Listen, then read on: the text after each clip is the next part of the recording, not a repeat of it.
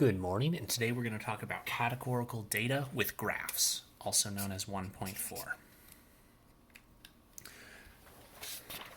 So there are a couple of different ways to graph categorical data, and it's a good way to compare things. Let's just start with a simple table.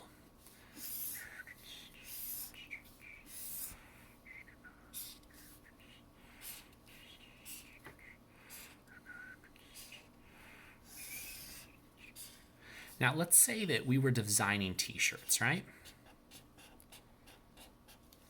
And we were designing some kind of school t-shirt, and there were some options. We wanted to print it in red, or maybe we wanted to print it in blue, or maybe we wanted to print it in pink, or maybe we wanted to print it in I'm trying to think of a color that has a really short name, but red's already taken. Aqua.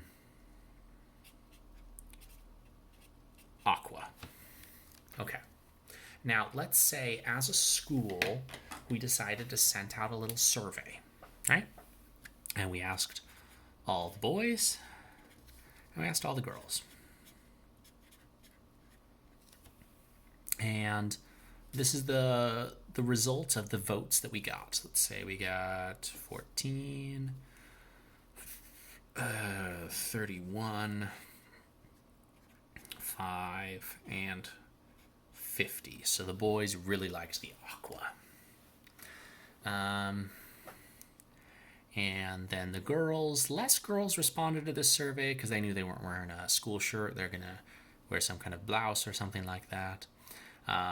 We had 5 of them liked red. 20 really liked blue. 15 liked pink, and 10 liked aqua. Okay. Now, we want to think about what kind of information we can get from this survey. Well, we can think about, and the simple question is, okay, which color was most liked in general? Okay, well, if we wanted to think about that, we'd probably have to make some totals here.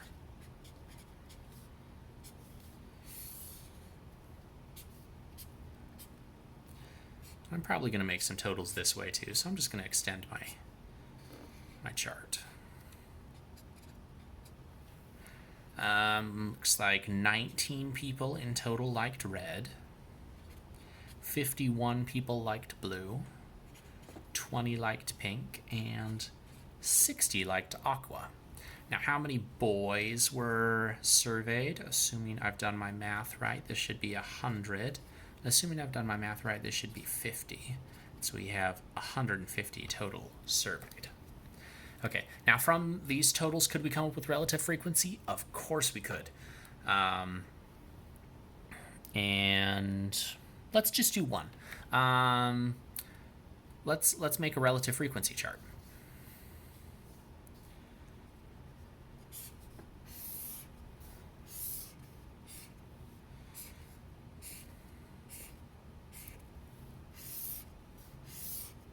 So it's still going to cover the information with the boys and the girls. We're going to have red, blue, pink, and aqua. Well, 14% of 100. Remember, while we're talking about this, let's go on a little rant here. Percent. Well, per would be like for each, right? And cent is that root meaning 100. So for each 100, well, we already have 100 right here, so 14 out of 100. We don't have to do a whole lot of complicated math to convert that to a percent. 31%, 5%, and 50%. Okay, now the girls, we got to think, okay, there were only 50, so we have to double all of these numbers in order to get the percent. 10%, 40%, 30%, 20%. You can always double check yourself if you wanted to. That should add up to 1 on each of these. That's one thing to really keep in mind, is that relative frequency should always add up to 1. So just keep that in mind. Now, if we look at this as relative frequency instead of actual frequency, we might see some more agreement or disagreement between the parties. There's some information. It looks like they both equally dislike red. Let's see. That's pretty much all you need to know about reading a table. Let's talk about other kinds of graphs, though. What do you say we go with a bar graph? Now, this bar graph is going to be in relative frequency. And let's say I went around and I asked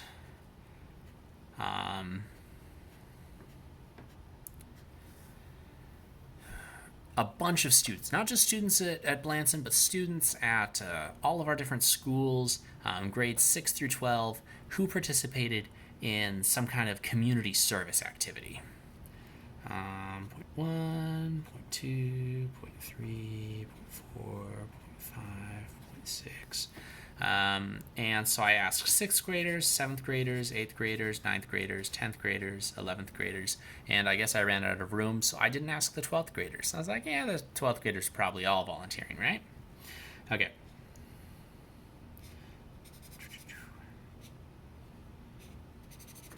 Let me make sure that I'm clear that this is relative frequency.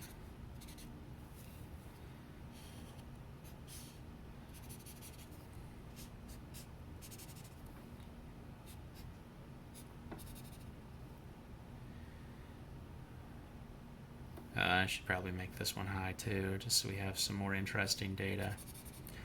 Let's just say 11th graders are all the way over at that like 60%, because 11th graders are just on the ball. Okay, now we want to know some information that this might be able to tell us about our population. Now, one thing that someone might ask you is, did the same number of students in 6th grade and 7th grade volunteer? And you might make the mistake of saying, well, the bar's the same height, so yes. But is that the case? Remember, listen to the question. Are the same number of students participating? Well, we don't know, because we don't know how many of each student is doing anything. This is relative frequency. We know that the same percentage of students asked are participating in service opportunities, the 20%, but unless we ask the exact same number of 6th graders and 7th graders, we can't accurately answer that question because we don't know. Now, we could say, do 6th graders and 7th graders have the same relative frequency? Yes, but we can't say that the same number of 6th graders and 7th graders answer our question. Okay, so that's something to be careful of when we're looking at a graph. Now, let's say we did know some information. Let's say maybe I told you that I surveyed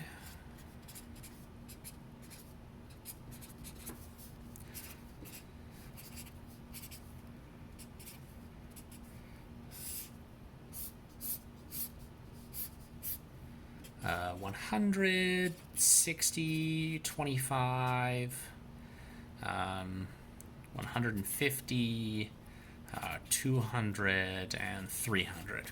I surveyed more high schoolers because I just emailed them and that was easier.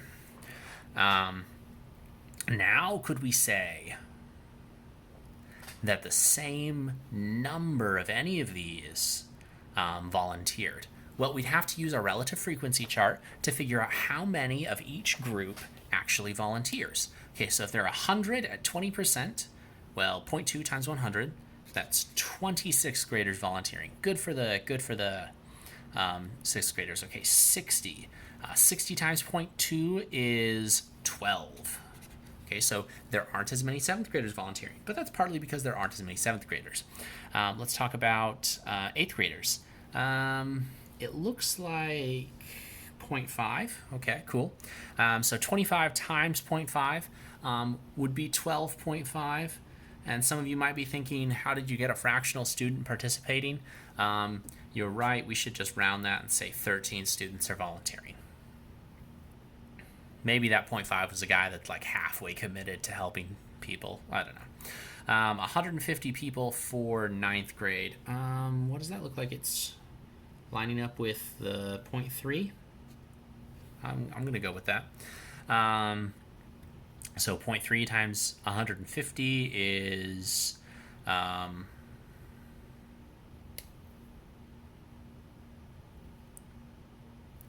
45. So good amount of volunteers there. Looks like this is slightly down. I'm going to say that 0.5 is what that graph is. Maybe it's not quite going there. So 0.5 times 200 is 100. And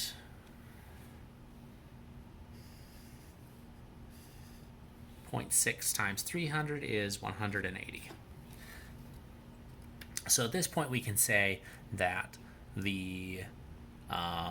that more 9th graders actually volunteer than 8th graders, but a higher percentage of 8th graders volunteer than 9th graders. So now we have some context for the relative frequency, but make sure you're not saying that you know that there are more 6th graders than 7th graders unless they actually tell you how many people were a part of the survey.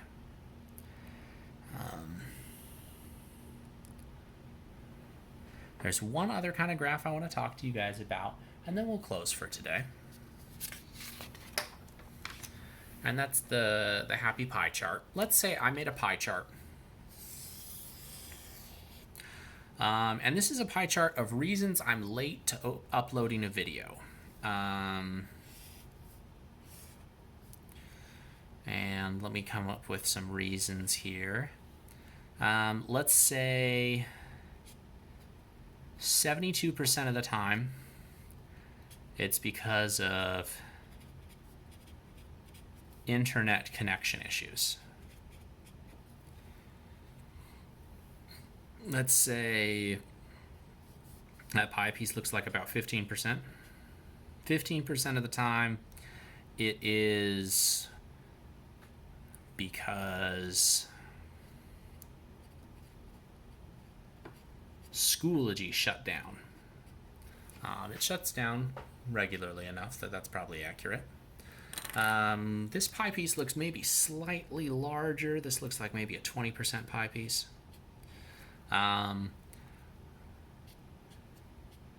Let's say admin changed requirements on lessons, and so I shouldn't be uploading that kind of video anymore. And this last, probably 10% sliver, I got distracted by lunch. So we can answer a couple questions to ourselves.